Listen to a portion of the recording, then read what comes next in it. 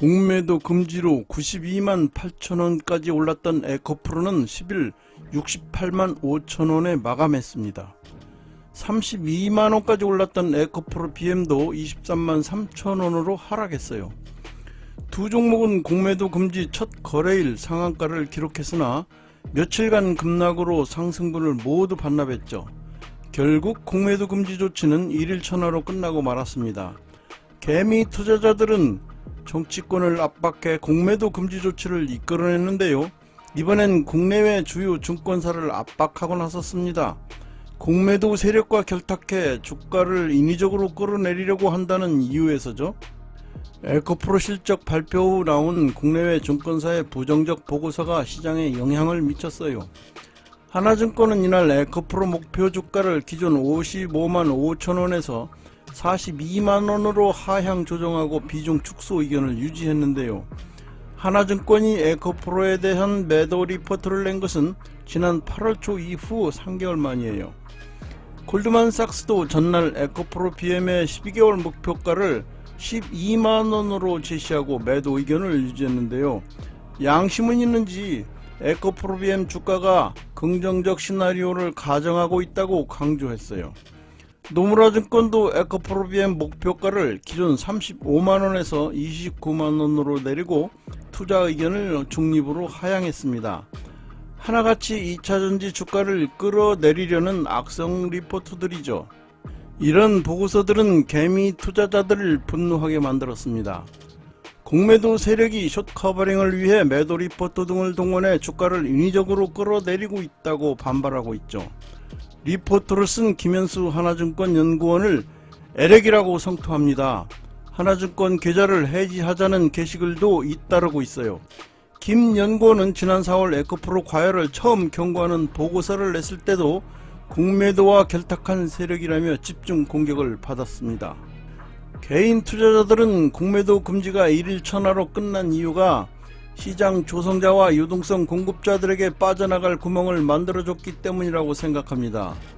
시장 조성자 마켓 플레이어는 1년에 한 번 거래소와 시장 조성 계약을 체결하고 거래가 부진한 종목의 매수 매도 양방향 호가를 제출하는데요. 시장 조성자는 여러 거래자로부터 증권을 사고 파는 행위를 반복함으로써 금융시장의 유동성을 공급하는 금융기관을 말합니다. 중재자 없이 시장 참가자 간에 거래하는 주문 주도형 매매 시스템의 운용상 한계를 보완하는 게 시장 조성자 제도의 핵심이죠.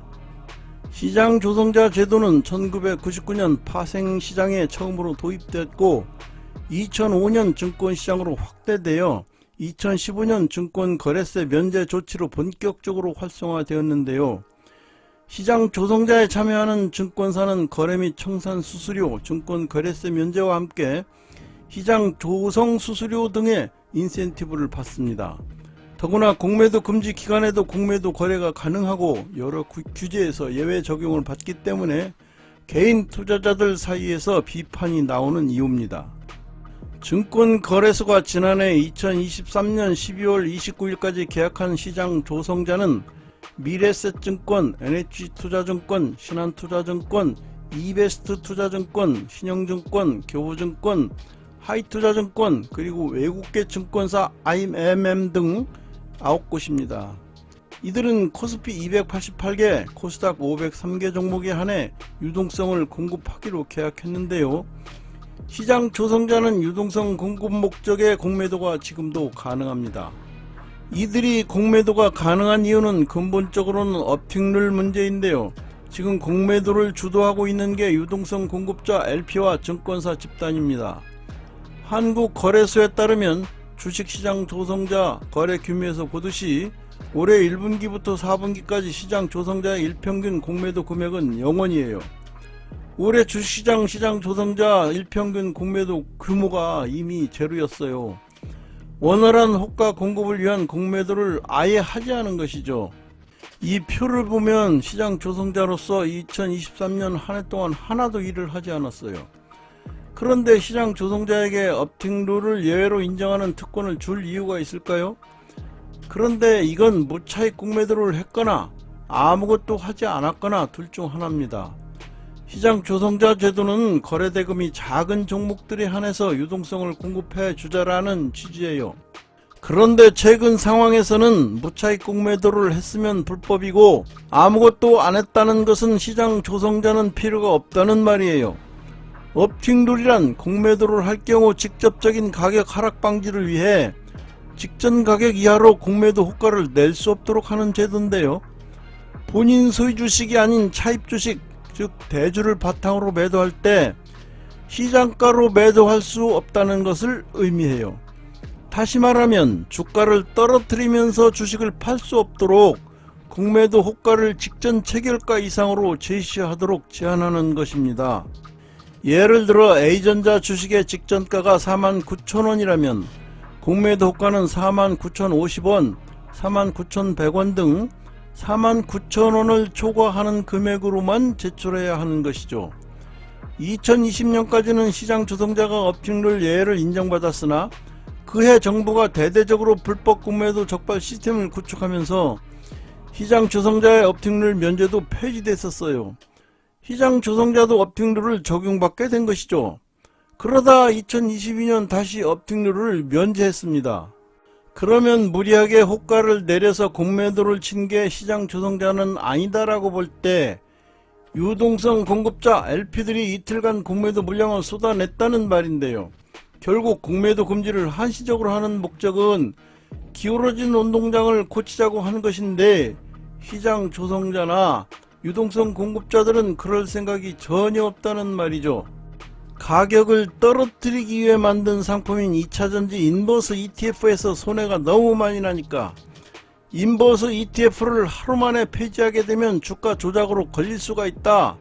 그래서 해당 상품을 살리기 위해서 2차전지가 안 좋다는 기사나 리포트를 살포하면서 개인들이 던지는 ETF를 매수하고 해지로 공매도를 쳤다. 업팅룰 예외 조항으로 유명한 기업들의 공매도를 계속 진행하면서 해당 기업 주가를 떨어뜨리고 인버스 ETF 유동성을 확보하겠다는 것이죠. 공매도 거래 첫날 쏟아진 공매도는 99%가 ETF 해지라는 기사가 났는데요. 이 기사를 보면 시장 조성자는 관계가 없고 유동성 공급자가 개인이 쏟아낸 ETF 물량을 받아줬다는 것이에요. 공매도를 한 진범은 LP라는 말이죠. 유동성 공급자 LP란 상장사 가운데 매매 거래가 부진한 종목과 계약을 맺은 증권회사가 금융상품에 대한 매매가 원활하게 이루어질 수 있도록 매도 매수 호가를 지속적으로 제시하는 시장 참가자를 말합니다. 증권회사는 상장법인과 LP 계약을 체결해 해당 종목의 유동성 공급 의무가 부여되고 상장법인으로부터는 일정한 수수료를 받게 됩니다. LP와 시장 조성자는 모두 거래 체계를 돕는 역할을 하지만 그 대상이 각각 LP는 ETF, 시장 조성자는 시장 조성 종목으로 서로 다릅니다. LP는 자산운용사와 ETF의 원활한 거래를 위해 유동성 공급 계약을 맺은 증권사인데요. LP는 계약에 따라 시장에 ETF 호가를 내야 합니다. 가령 가진 ETF를 매도하고 싶은 투자자가 있다면 LP가 매수 호가를 내 이를 사들이는 식이죠. LP가 ETF를 가지고 있기만 하면 ETF의 가격 변동에 따라 손익이 생깁니다. 결국 LP는 가격 변동 리스크를 해지하기 위해 자산운용사 등에서 주식을 빌려와 시장에 매도를 하는데요. 이때 공매도가 발생하는 것입니다. 에코프로 BM의 변동성을 키운 업팅룰 예외 물량도 고려해야 할 부분입니다. 업팅룰이란 현재 주가보다 높은 가격으로 매도 호가를 낼 수 있는 규정이지만 시장 조성자는 적용되지 않는데요. 에코프로 BM은 지난달 27일과 28일 이틀간 공매도 금지 종목이었으나 다른 종목과 비슷한 수준으로 매물이 쏟아졌어요. 그렇기 때문에 개인 투자자들은 시장 조성자의 공매도도 봉쇄해야 한다는 입장입니다. 직전 전면 금지 기간이었던 2020년에도 대규모 공매도 물량이 나와 시장을 교란시켰다는 것인데요. 시장 조성자는 다른 투자자와 달리 업팅룰 적용을 받지 않아 주가 하락을 유발한다고 생각하기 때문입니다. 거래소는 거래 체결 가능성을 높이기 위해 시장 조성자에게 업팅룰을 면제하고 있죠.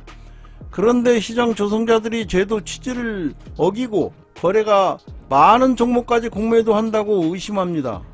차익거래, 파생상품 시장의 시장 조성자의 해지거래, ETF 유동성 공급자의 해지거래를 위한 매도의 경우, 그리고 상대 매매 방식 등의 공매도에 대해서는 업팅률이 면제되는데요. 이 점을 이용해 차익거래 등으로 호가를 표시한 뒤 특정 종목을 대상으로 공매도할 가능성이 있다는 것이죠. 2년 전인 2021년 3월에도 시장 조성자의 공매도를 제한한 적이 있었습니다. 금지가 아니고 제한한 것인데도 공매도가 42% 줄어들 정도로 엄청난 효과가 있었죠. 선물 숏이 연출돼도 현물까지 연계가 크지 않았기 때문에 탄력적인 상승이 가능했어요. 그리고 5월 3일부터 코스피 200, 코스닥 150 종목에 대한 공매도가 허용됐죠. 결국 22년 8월 5일 시장 조성자 제도가 재개됐습니다. 금융위원회가 시장 조성자와 유동성 공급자의 공매도도 금지하는 방안을 검토하겠다고 밝혔습니다. 일부 개인 투자자들의 반발을 의식한 움직임이죠. 시장 조성자와 유동성 공급자는 수수료를 받는 대신 거래가 부진한 종목에 매수 매도 주문을 해서 원활한 거래를 돕습니다. 이 과정에서 공매도도 빈번하게 이루어집니다. 매수할 때 가격 변동 리스크를 해지하기 위해서 공매도를 함께 하는 경우가 대표적인데요. 지난 6일 공매도 금지 첫날에도 상장지수 펀드 ETF 매도 물량이 쏟아지자 유동성 공급자들이 이 물량을 받아주기 위해 매수에 나서면서 해당 기초자산의 공매도를 한 바 있습니다. 개인 투자자들은 이런 공매도가 주가 하락의 원인이 된다고 주장하고 있죠. 그러나 증권사는 매도 물량이 쏟아질 때 시장 조성자나 유동성 공급자가 이를 받아주지 않으면 거래는 힘들어지고 가격도 떨어질 공산이 크다고 주장합니다. 이들의 공매도를 막는 게 개인 투자자의 실익에는 오히려 해가 될 수 있다는 얘기죠. 그 말도 일리는 있어요. 그렇지만 지금같이 공매도 세력이 카르텔처럼 형성되어 개미들의 피를 빨아먹는 상황에서는 카르텔을 깨트릴 일시적인 충격도 필요합니다. 기울어진 운동장을 평평하게 고칠 때까지는 말이죠. 개인 투자자들은 우리나라 증시는 기울어진 운동장이라고 합니다. 해외 증시에도 공통적으로 존재하는 공매도 자체를 불신하는 이유는 국내만 유독 자본력과 정보력으로 무장한 기관 외국인 투자자한테 유리한 방향으로 제도가 짜여 있다고 생각해서입니다. 공매도 누적 거래액 158조 원에서 개인이 차지하는 비중은 2.7%에 불과합니다. 외국인이 67.9%, 기관이 30.4%로 함께 98.3%를 차지하고 있죠. 개인 투자자와 기관 외국인 투자자 간 공매도 거래 요건이 크게 차이가 나는데요. 이 점도 개미들의 의심을 키우는 요인이죠. 공매도를 하려면 우선 주식을 빌려야 하는데 주식을 빌리려면 담보가 필요한데요. 주식, 채권, 현금 등을 빌리려는 주식 대비 일정 비율 이상 갖고 있어야 공매도를 위한 주식 차입이 가능합니다. 그런데 이 비율이 개인은 120%인데 기관과 외국인은 105%예요. 예를 들면 개인은 2천만원을 담보로 1억원어치 주식을 빌릴 수 있지만 기관과 외국인은 500만원만 있어도 1억원어치 주식을 차입해 공매도에 나설 수 있어요. 현재 국내 공매도 제도에서 개인은 90일 안에 의무적으로 상환해야 합니다. 하지만 기관과 외국인은 상환 요구를 받을 때만 응하면 되기 때문에 사실상 상환 기한에 제한이 없어요. 주가가 내릴 때까지 기다렸다 팔면 되니 기관과 외국인이 더 유리하다는 불만이 나오는 배경입니다. 미국 증시에선 주식 대차 계약상의 공매도 상환 기일이 되면 모든 투자자가 반드시 상환해야 합니다. 기관 외국인의 상환 기일을 개인과 마찬가지로 정해두고 기한 연장도 불가능하도록 하면서 적어도 1개월 안엔 같은 종목에 대해 공매도를 할 수 없게 해야 기울어진 운동장을 바로잡을 수 있어요. 기관과 외국인이 불법 공매도를 관행처럼 일삼는다는 의심도 개미들이 공매도 금지를 외치는 이유인데요. 공매도에는 합법과 불법 공매도가 있어요. 주식을 먼저 빌린 뒤 파는 차익 공매도는 합법이죠.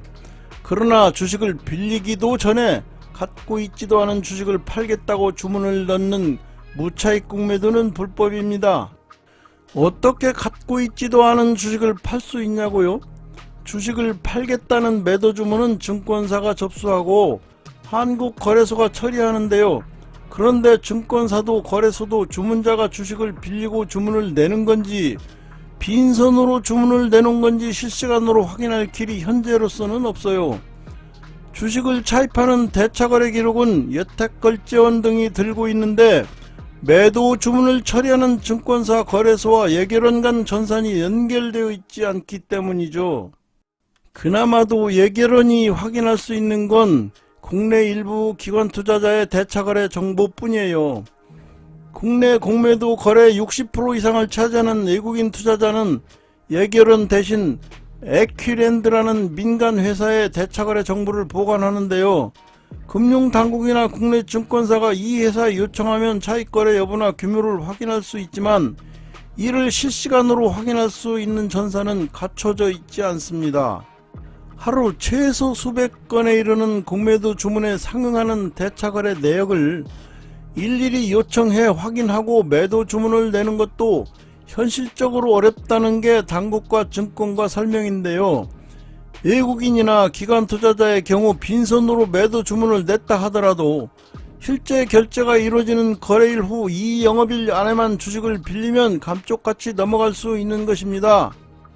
이상 우리나라 공매도 제도에 무엇이 문제인지 알아봤습니다. 개인 투자자들은 공매도 자체를 부정하는 게 아닙니다. 인터넷이 세계에서 가장 발달한 대한민국에서 전산화가 어렵다는 게 말이 되냐고요. 하루빨리 전산화를 해서 기울어진 운동장을 평평하게 고쳐달라는 말을 하고 있습니다. 그러면 구독과 좋아요 그리고 알람을 눌러주세요. 다음에도 유익한 내용으로 여러분을 찾아뵙겠습니다. 감사합니다.